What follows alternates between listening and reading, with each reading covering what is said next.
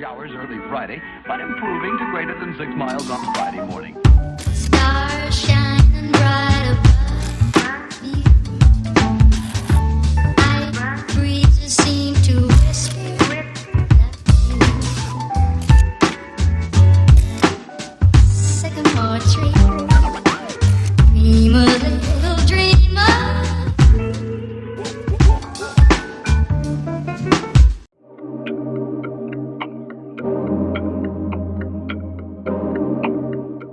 Hello, my name is Hannah, and this is Hannah's PowerPoint Corner, the first episode ever of Hannah's PowerPoint Corner.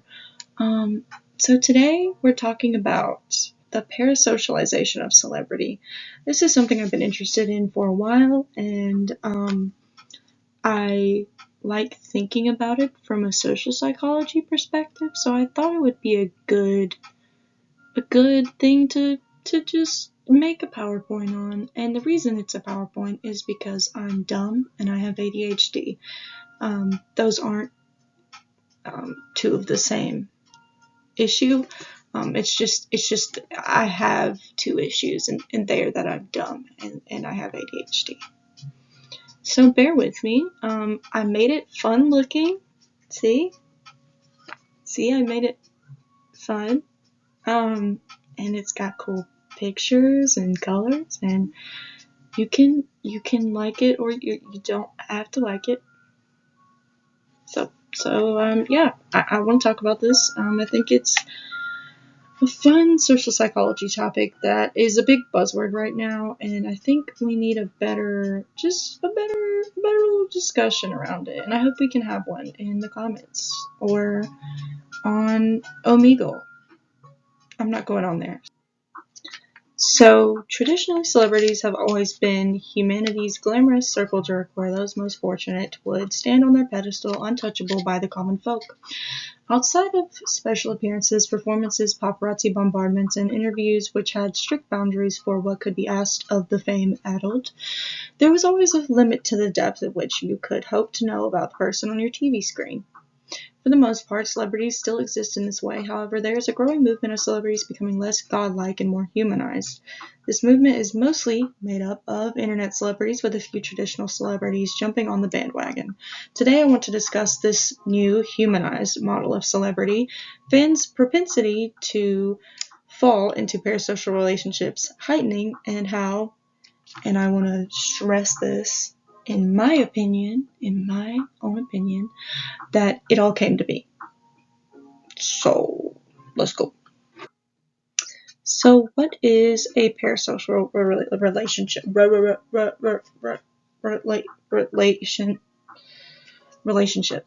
Anyway, and I just put for the boomers out there, I put a Tumblr post. Don't make me tap the sign meme, where the sign says, developing an elaborately justified hatred of an internet celebrity over their perceived minor failings is also a parasocial relationship. Just a reminder for some of you. You know who you are. So in 1956, psychology researchers Horton and Wall coined the phrase parasocial interaction. This is where we derive the idea of a parasocial relationship from. A parasocial interaction is defined as a kind of psychological relationship experienced by an audience in their mediated encounters with performers in the mass media, particularly on television and online platforms. Mediated kind of meaning it's not actually in real life. And that's obviously the division between social and parasocial. I know I'm not following the there's a bug. I'm not following the Jesus fucking Christ, there's a bug. I know I'm not following the college professor's rule book for how to present a PowerPoint, but if that bothers you, like it's nagging at the back of my head, you know what? Just flick that teacher, flick them out of your brain and tell them to shut up, because this is my channel. And we read from the PowerPoint on this channel. Horton and Wall describe these interactions as the illusion of face-to-face contact derived from consuming media like radio, television, and movies, and nowadays live streams and fucking TikToks and DMs and fucking everything, Twitter, whatever you can fucking imagine. They would go on to write about how the human mind processes media experiences similarly to how it processes direct experiences. So, of course, that means your brain, your little noodle, it as far as you are aware, you are well aware that the interaction that you are having on the internet when you're watching your favorite YouTuber or live streamer or whoever, you understand that you're not actually talking to them and that they can't see you and you're the fan and they're the celebrity, however you want it, the fucking bug, man, the celebrity or whatever you want to call them, that they are not perceiving you. However, when your brain processes that interaction, when you type in their comments or you type in their chat or you view their story, your brain kind of processes that parasocial interaction as a real social interaction. And that means that your social meter is getting filled up and it's getting nourished by the parasocial interaction. So in your little noodle, deep down in there, there's no difference, and it's fine. And you just did talk to someone. What are you talking about, human? It is, however, important to note that there's still no clear metrics by which we can measure or evaluate parasocial interaction. It is mostly understood and discussed based on qualitative response measures rather than quantitative measure.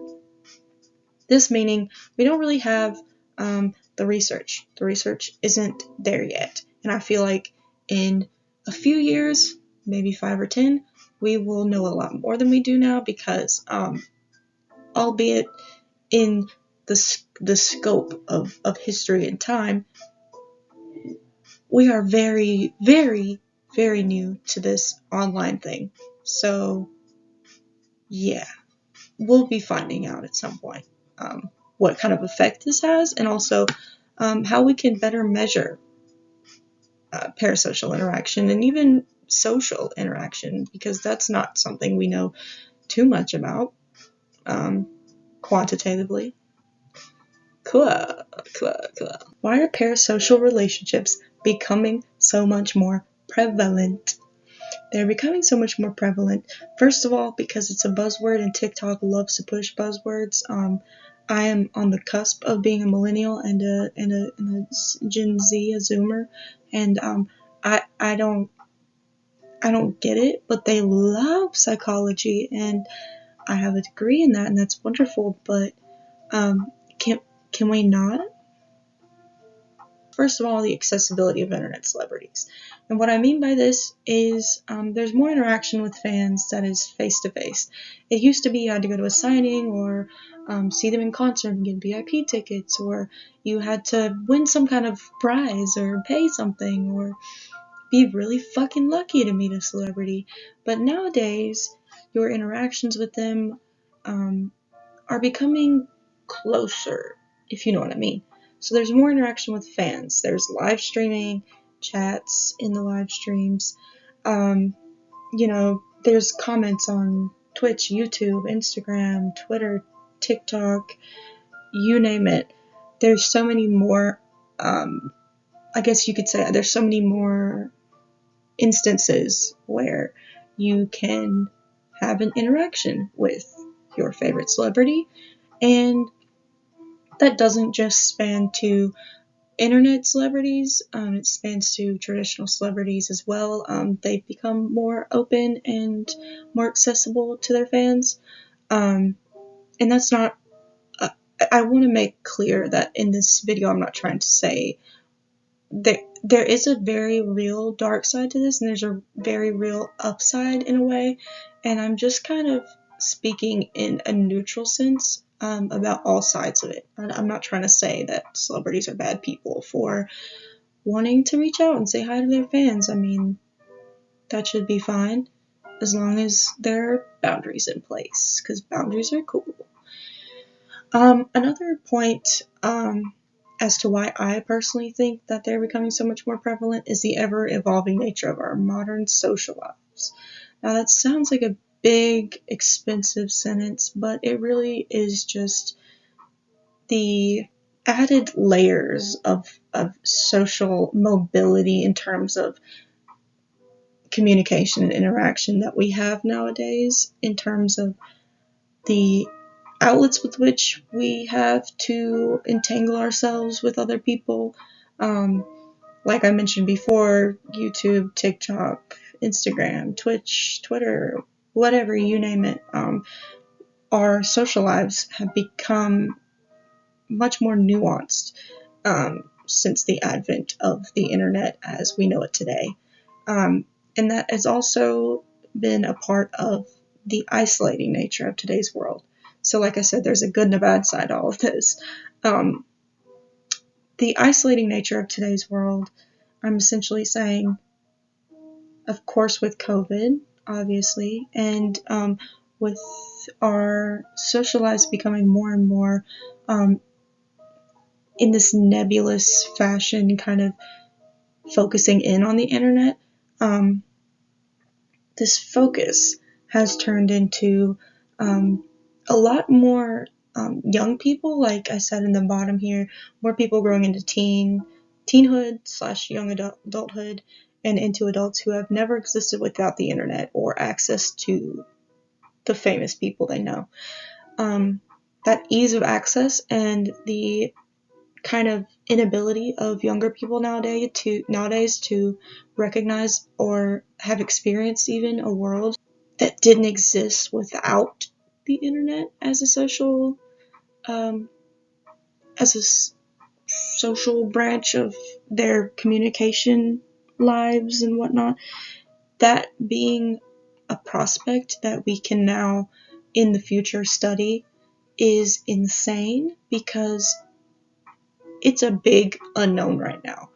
And why I'm bringing that in with the isolating nature of today's world is because we as people have this small group of people that we interact with on a daily basis, and we have these little circles, and slowly more and more people's circles have become people online and not people that they look at face to face. So maybe 2 or 3 of their circle would be friends, family, but then, the next 10 are people that they know online.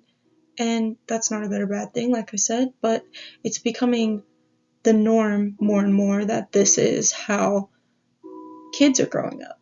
And this is how people are kind of moving around in the world. And it's very different from the way things used to be, and it leads into more of the ability for fans and audiences to reach out and be connected with each other. Yeah, because more of our social lives are enmeshed in this big glob we call the internet. Now, for the more celebrity side, I think there's like a cultural push for authenticity and transparency. And in that push, we start to see celebrities where we know an awful lot about their lives, and we know an awful lot about what's going on with them. When in the past, you might have known their scandals that got put on a tabloid or whatever, and you might have known the half of it, but nowadays, people have a lot of clout or a lot of fame or whatever. They might even tell you about, like, something as insane as, like, their dog dying. That's not insane, that's really sad, but they might put that on the internet, and then you would know about that. And that access and that authenticity and transparency that people often demand from these famous people is a way in which you can slip into a parasocial interaction or a parasocial relationship, where you start to not only sympathize with them as humans, but you start to empathize and really feel for what they're feeling. And, it becomes this situation where the line is blurred between, do I know this person? And, oh, I like them, they're famous, and yeah, I know who they are, into, well, I know them. because your brain doesn't know any different. Your brain is like, hey man, I know him. And of course, I have to mention the expectation that a lot of fans, especially ones who are kind of deeply parasocial about their favorite celebrities, this projection that happens where fans will project their version of perfection, their objective perfection, onto famous people. And that happens a lot with, like, not cancellations that are like SA, sexual assault, or any kind of violence or anything like that. I mean like people who are canceled for a person they took a picture with one time and didn't know them, and like just silly shit. Silly shit. Those types of cancellations, and like, you know, them slipping up and saying the wrong thing, and never, you know, no one's ever a perfect person. And this idea that fans like to project this moral high ground onto famous people is another symptom of this whole thing, where I think when we start giving more of ourselves to the people that look up to us, there starts to become this this sense of, what are the words? This sense of entitlement to that person, and you feel like your word should matter in what they do, when in reality you're not their spouse or their best friend or their family member, and you shouldn't be projecting what you think they should do. It's their choice. I put down this quote: my favorite famous person isn't doing / saying exactly what I think they should do / say. Everyone is individualistic in their appropriation of scrutiny. That because they live in a society that puts them in a bubble, they, whether consciously or subconsciously, believe the sun revolves around them. For example, their opinions or perspectives or views. This is all projection, of course. I think the individualism, especially in American society, is a huge factor as to why we have this need to say, hi, Dream, why didn't you look the way I wanted you to? That's kind of fucked up, isn't it? That you didn't look the way I thought you would, and you should have looked that way. That's what I'm saying. So listen, I know there's a rat on the screen, and just bear with me. Bear with me. That's all I'm asking. I'm going to take you on a journey. In 1954, Olds and Milner published their findings after conducting experiments using electrodes connected to the pleasure centers in rats' brains.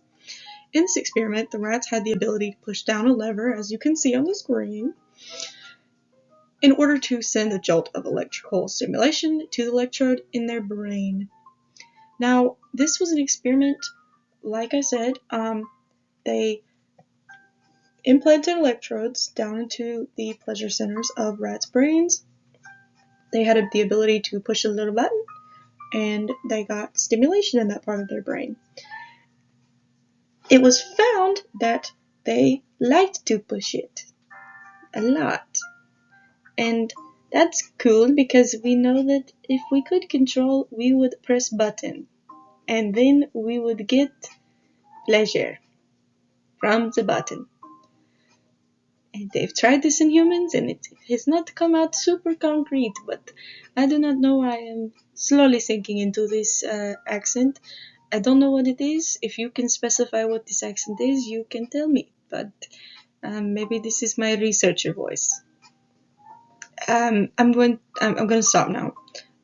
It's just cool. It's cool. Think about it. If you could press a button and send off some dopamine, wouldn't you? Wouldn't you abuse that button? I would abuse that button.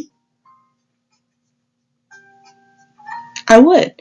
It is important to note, like I said, that in modern research, the links between stimulating the pleasure centers of the brain, dopamine release, and happiness, as those three things come together as a little bundle, all of these links are not super concrete. So the research since 1954 has only proven to us that these pleasure centers and their connection to our outward happiness is much, much more nuanced than once suspected. I just wanted to mention that because, as cool as this idea is, it's not all as simple as it may seem. You know, correlation doesn't equal causation, that kind of thing. You understand. You get it. Yes, yes, yes, yes, yes, yes. Bob, amazing. Meow, meow, meow. Rah, rah. Yes, yes, yes, yes, yes, yes. Yes, yes, yes. Meow, meow, meow, meow, meow. Yes, yes, yes. Ice cream so good. Meow, meow. Yes, yes, yes. Ice cream so good. Fire, fire, fire. Hee-haw, yes. You got me feeling like a cowgirl. Let me read it, huh? Hee-haw, yes. You got me feeling like a cowgirl. Let me read it, huh? I love to be a cowgirl. Balloon. Yeah. Okay. I'll get to. Okay, I'll explain. I'm up here now and I'm bigger. Ah, gotcha. So, what the fuck did the rats have to do with the NPC TikTok livestream lady? Well, I'm glad you asked, other NPC.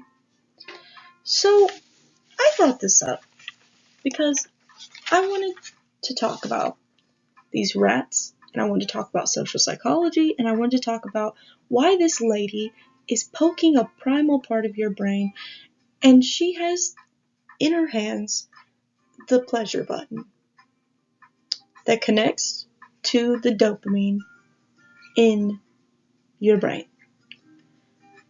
So, on an extremely base level, the act of donating a token is the lever, and the almost uncanny valley, real human instant response is the hit of electricity straight to your brain.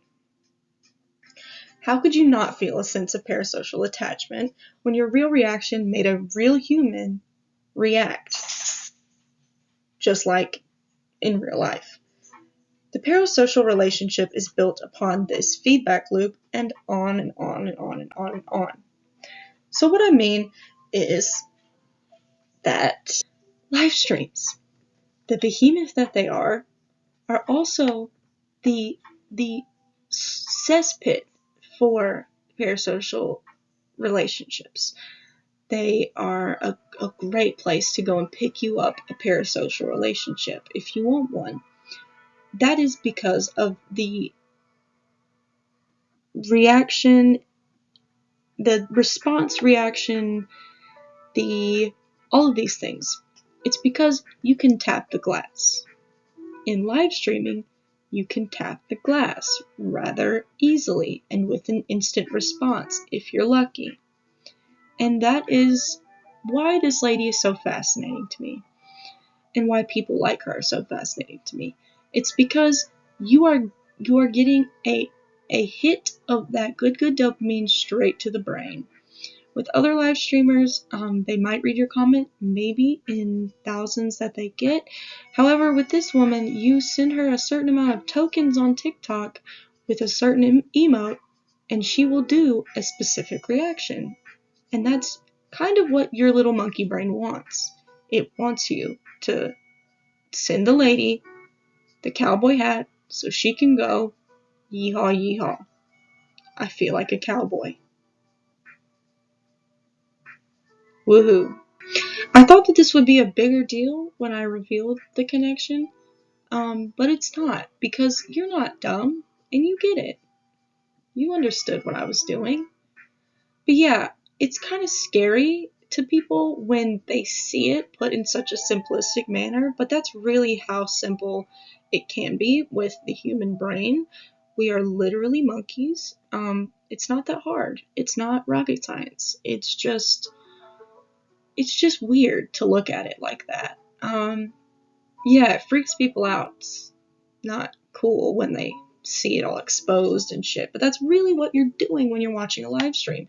You are watching someone exist right now, as close to right now as you can be, and that interaction is insanely vulnerable to parasocial relationship development.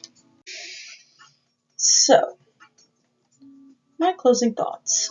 I think this is kind of an issue that has no resolution. I think we live in a crazy, crazy world, and it's full of lots of people, and nowadays we just have more access to those people. I think at the end of the day, it's all about moderation, and what you do in moderation will be way less likely to hurt you. I think it can be very bad on both ends for your mental health. Obviously, anything that isn't done in moderation can be can play a big role in the downward spiral of your mental health. So what I have to say here is, cool, you have online friends. It's cool. It's cool. But just leave your house sometimes and talk to humans in the world. And if those people you meet online become your in real life friends, that is also cool. And if you're a famous person, I'm not one, so I can't tell you how to deal with that, but I can say, just have your boundaries up. Each side needs to have their boundaries up, because this is a power dynamic, and bad things can happen when there's a power dynamic. But we also need to learn what our limits are as people. Yeah, there's not much to close on here. I said what I need to say. It's in the PowerPoint. Bada boom, bada bing. Let's see. Lastly, but certainly not leastly, is me and Blurry Beach Possum here. I want to thank you for watching. Please like, please subscribe. We do fun things over here that we would love to show you. And I mean Blurry Beach Possum and I, we want you to have a great day. Yeah, that's it for first episode of Hannah's PowerPoint Corner. Come back sometime. Bye.